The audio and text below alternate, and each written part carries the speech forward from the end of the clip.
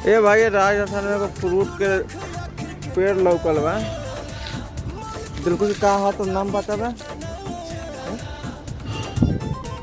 गांव में काला काला होला।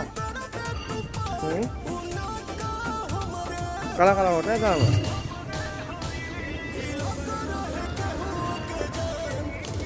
तो भाई रउआ लोग बताइए कौन फ्रूट है। देख लो कितना है फ्रूट।